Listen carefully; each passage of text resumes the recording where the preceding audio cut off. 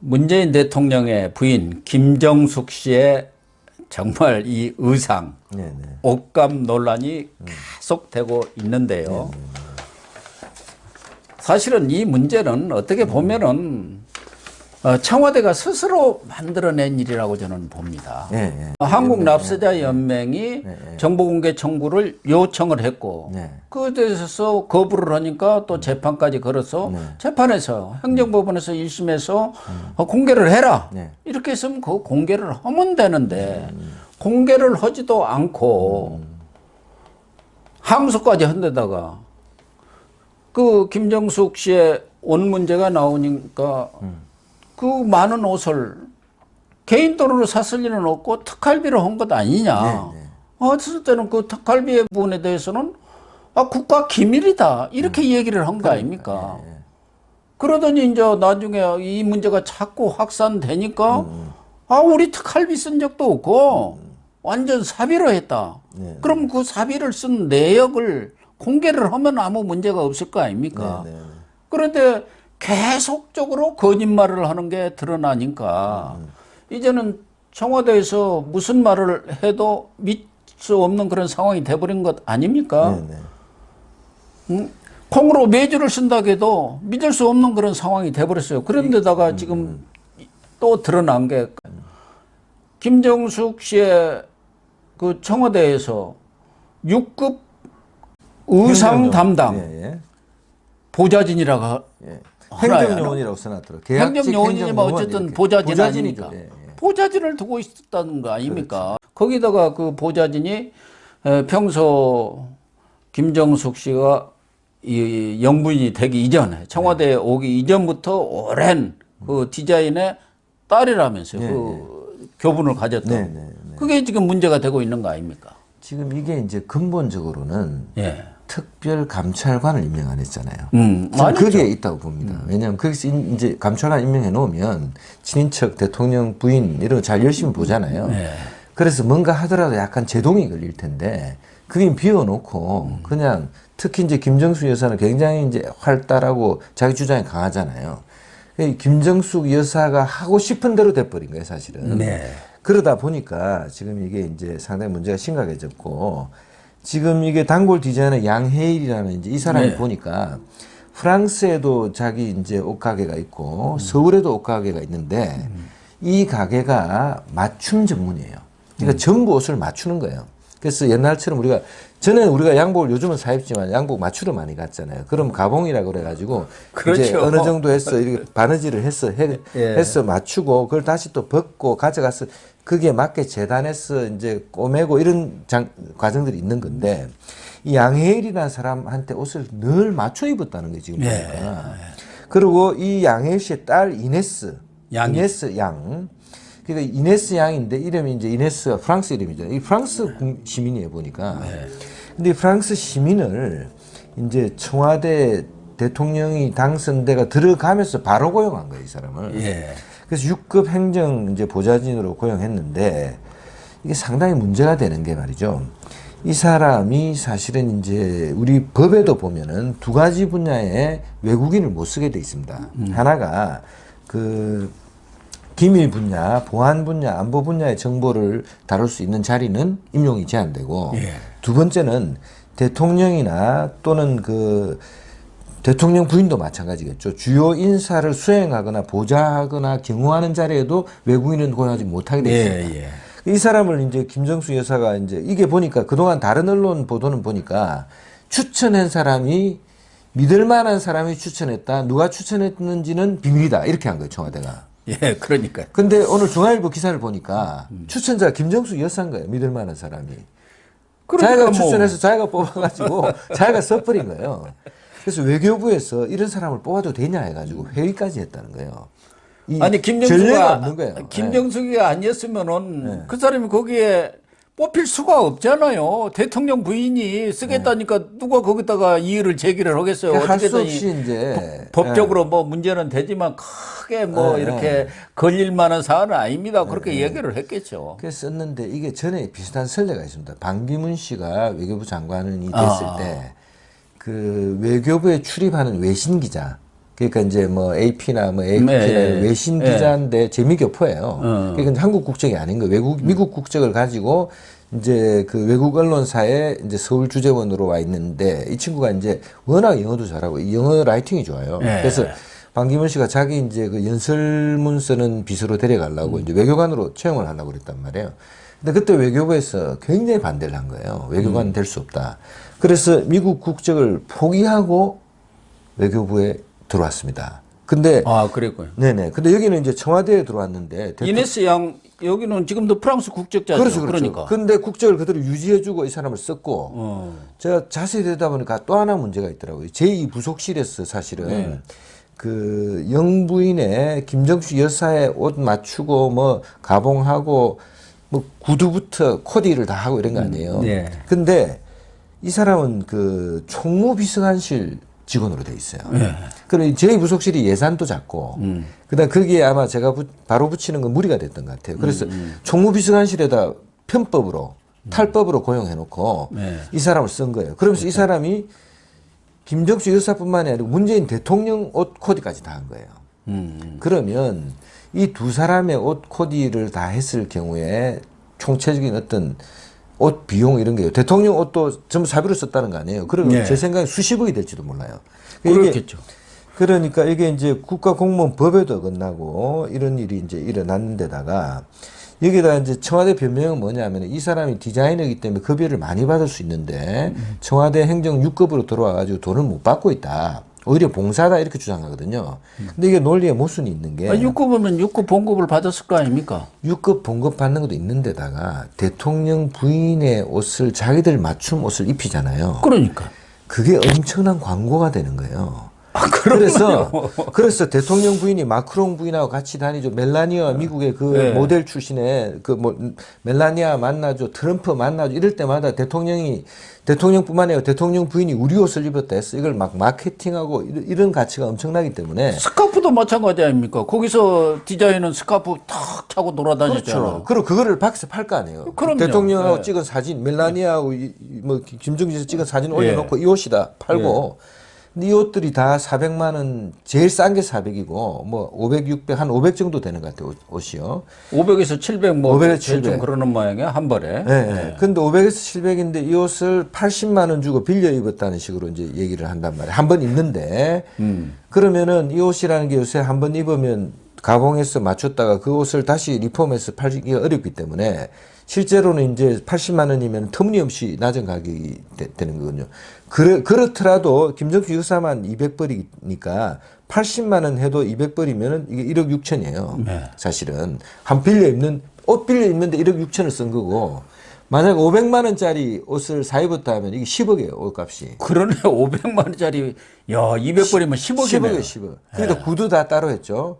그 다음에 뭐 브로치 다 따로죠. 근데 대통령 거까지 같이 했기 때문에 이게 엄청난 비용이 들어가 있고요. 제가 이제 기사 말고 자료 조사를 좀 해봤더니 이 양해일 씨가 제가 대통령 부인 옷을 해준다 그러면서 활동을 굉장히 많이 했어요. 어떤 걸 했냐 그러면 그 자기가 이제 신한군하고 그 양해일 디자이너가 공동으로 그 파리 패션워크에 선보일 디지털 패션쇼. 이 신한군하고 지자체가 같이 하는 거예요. 그럼 지자체가 돈 내고 자기 돈 좀 넣고 해서 막 패션쇼를 하고 그다음 DMZ 패션 문화축제 비전 선포식 이런 것도 하고 그러니까 청와대 그 자기 딸이 들어가 있고 자기가 청와대 옷을 납품한다는 걸 가지고 한국에서 비즈니스를 또 막 엄청나게 한 거예요. 네, 그랬네요. 그럼 이것도 부가 효과가 사실은 뭐 어떻게 되는지 그런 이제 여러 가지 문제들이 있는 거예요. 그래서 이 부분은 제일 중요한 보통 거는 문제가 아니네요. 제일 중요한 거는 청와대가 솔직하게 처음부터 있는 그대로 밝히는 게 좋아요. 조금 무리 된다 하더라도 그렇게 밝혔으면 지금처럼 이렇게 큰 문제거리로 부과할 이유가 없죠. 다 있는 대로 밝혀버렸으면요. 그렇죠. 그리고 이제 뭐 국민들이 뭐 대통령이 되고 했으니까 해외에서 뭐 다른 나라 대통령 부인들하고도 뭐 여러 가지 행사도 하니까 또 어느 정도 양해했을 수도 있는데 이 문재인 정부의 가장 큰 특징 중에 이제 제가 두 가지 정도 보이는데 하나는요. 청와대나 정부가 거짓말을 하는 거예요. 네, 거짓말. 저희들이 뭐 언론인 하면서 청와대나 이런 쪽에서 거짓말 한 적은 없어요. 곤란하면은 그냥 노 코멘트. NCND라고. NCND. 시인도 긍정도 안 하는. 근데 여기는 보면은 뭐 그냥 노골적으로 거짓말을 하는 거예요. 예, 그럼 거짓말을 하죠. 다 드러나는데 금방 들통이 나죠. 그게 어떻게 그렇게 할 수 있는지 이해가 안 가요. 품격이라고는 없고 그게 뭐 우리가 사인간에도 거짓말하면 안 되는데 이 권력의 심장부에서 수시로 거짓말을 해명하고 청와대가 가짜뉴스 만들고 MBC가 가짜뉴스 만들고 이런 나라가 된 거예요. 예. 이거 이제 반드시 앞으로 따져봐야 되는 이제 그런 상황입니다. 그래서 이 관련해서는 이미 수도 없는 거짓말을 했고요. 그래서 어떤 말을 해도 국민들이 믿을 수 없는 상황이 됐어요. 아니 그러니까 이 옷감 문제만 하더라도 처음에는 이제 국가 기밀이라고 그랬잖아요. 특활비 쓴 거.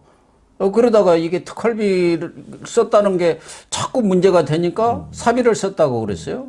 그리고 그때 처음에 이제 탁현민 의전비서관은 카드로 다 했다. 카드로. 그런데 이 양해일 디자이너 또 그 구두 맡은 데서 현금으로 와서 5만 원짜리로 다 이렇게 현금 박치기를 하더라. 그러니까 현금 영수증을 받았다고 했는데 그쪽에서 우리 영수증 끊어준 적 없다. 그냥 현금만 받았다. 그렇게 되니까 박수현 수석이라는 작자가 나와가지고 하는 소리가 명의에 대한 애우 차원에서 현금을 줬다. 아, 명의는 애우 차원 오면 현금 주는 게 그게 애우 차원입니까? 이건 탈세어라는 얘기 아닙니까? 우리가 어디 가서 현금으로 계산할 때 좀 돈이 될 때 그런 경우는 그쪽에서 그 카드 수수료 내기 싫다는 것도 있지만 적당히 이 탈세를 하기 위해서 그 액수를 조정하기 위해서 현금 주세요 하고 많이 깎아주지 않습니까? 그 이건 완전히 국세청에서 한번 조사를 해야 할 사안이에요. 그렇게 거짓말을 지금 한 게 계속 탄로가 나니까 아무 말을 해도 청와대가 얘기해도 지금은 믿는 사람이 없어요. 그 청와대에서 뭐 추천자를 밝힐 수 없다 이러면은 그게 문재인 대통령 아니면은 김정숙 여사인 경우가 많고, 그리고 또 하나는 아까 그 탁현민이가 카드로 껐다고 얘기를 했잖아요. 탁현민은 의전에서 행사하는 그 행사 전문가예요. 그러니까 PD 같은 이제 이런 사람인데 그렇죠. 자기가 어떻게 그 카드로 껐는지 알았겠습니까? 그 시건방진 발언이에요, 사실은. 그런데다가 이게 이제 더 문제가 됐던 게 지금 우리가 이제 구두, 옷, 뭐 이제 뭐 브로치 이런 거로 얘기하는데 사실은 이제 김정숙 여사가 막 이렇게 굵은 진주 반지, 진주 목걸이 같은 거 끌고 지난번에 이제 이슈가 됐던 게 그 뭐 이거 아닙니까? 그 반지 신공이라 그래가지고 2020년에 그 연말에 이제 그 우리 뭐 여러 가지 자선단체에다가 이제 이렇게 그 돈을 기부하고 이런 그 행사 할 때 사실은 그 반지 신공으로 이 굵직한 진주알 반지를 갖고 왔다가 카메라에 너무 이게 크게 비치니까 이걸 돌린 거 아니에요. 그게 다 이제 영상에 잡힌 건데 이 행사 자체도 탁현민이가 주관한 거예요. 그래서 사실은 연말에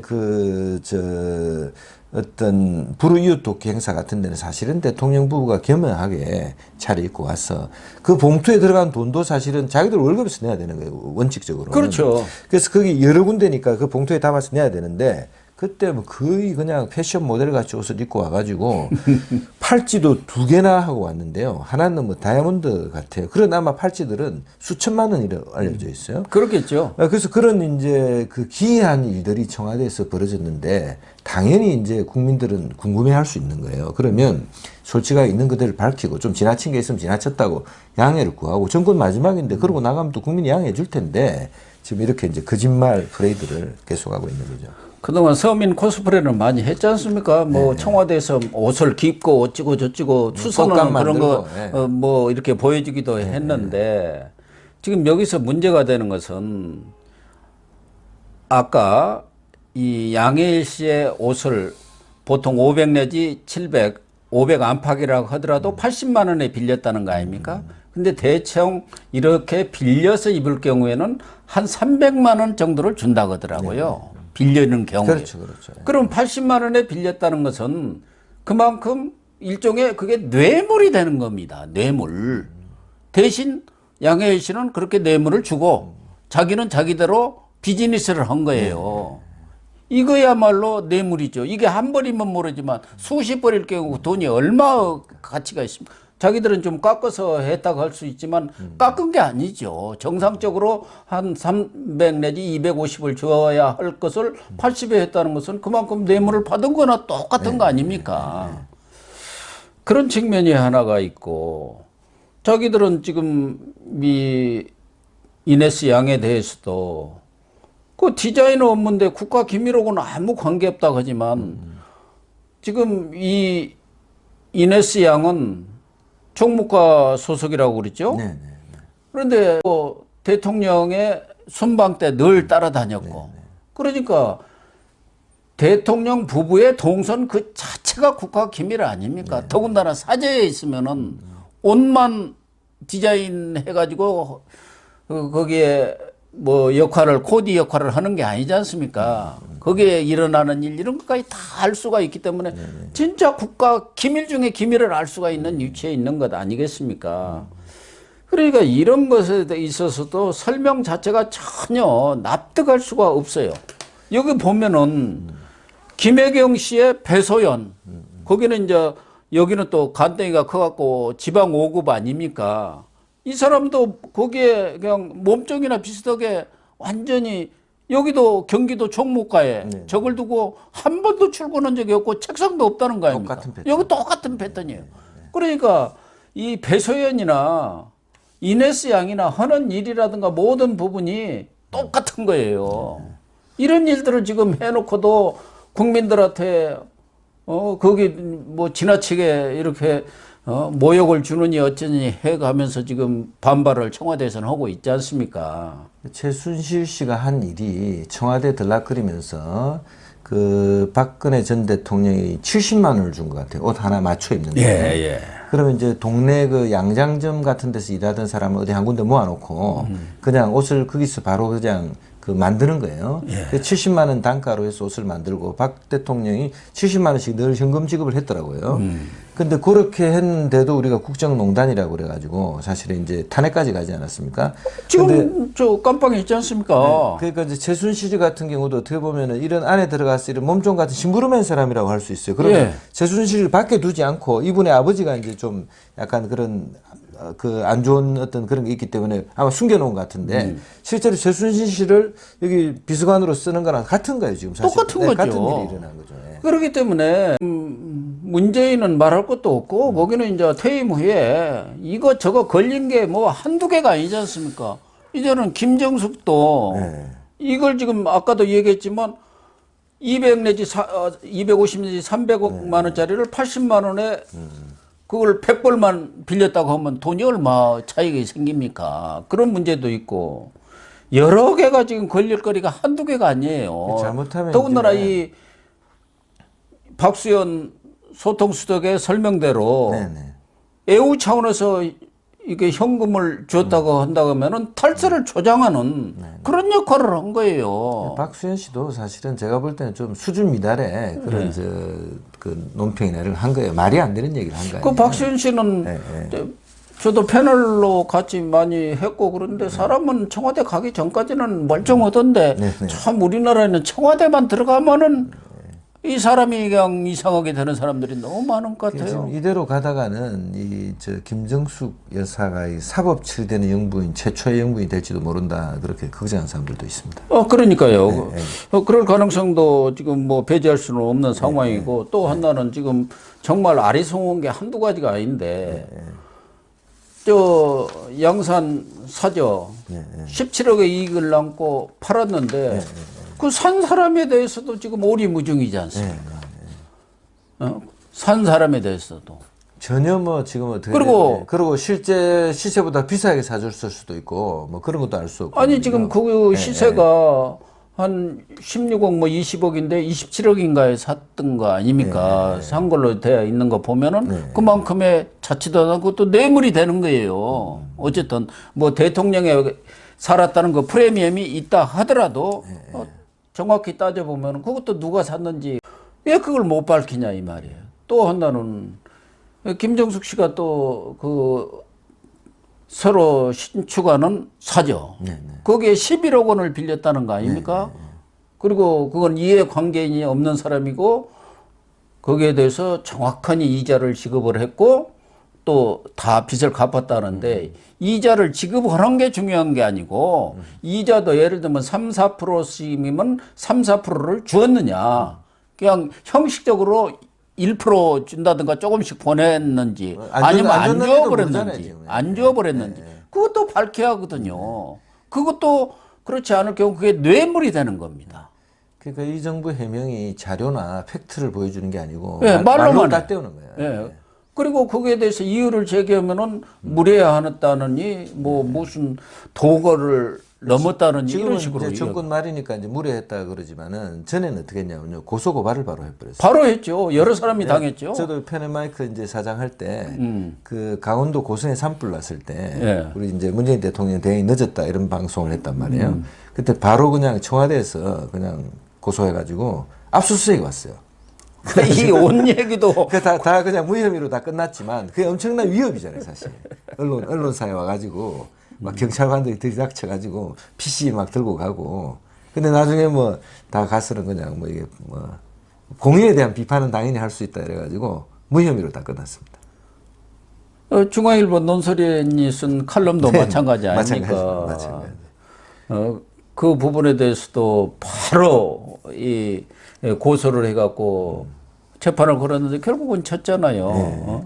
이 정부가 버킷리스트 그것에 대해서 누구든지 의문을 제기할 수가 있잖아요. 김정숙의 버킷리스트가 있느냐? 왜 그렇게 외국을 돌아다니면서 말씀하신 대로 나가가지고 뭐 우리 교민들을 격려한다든가 또 좀 어려운 사람들을 격려한다든가 그런 건 안 오고 관광지만 돌아다니고 그러니까 이게 버킷리스트 그거 채우러 관광으로 다니는 거 아니냐? 그거에 대해서 당연히 언론인으로서 문제 제기를 한 걸 가지고 또 명예를 훼손했다 해갖고 고소했는데 결국 쳤잖아요. 무혐의 판결 받은 거 아닙니까? 그때도 그 노르웨이 가서도 사실은 그 일정을 속였잖아요. 네. 기자들한테. 청와대 기자들이 그렇게 많이 따라갔는데 그 기자는 거짓말 브리핑을 한 거 아니에요.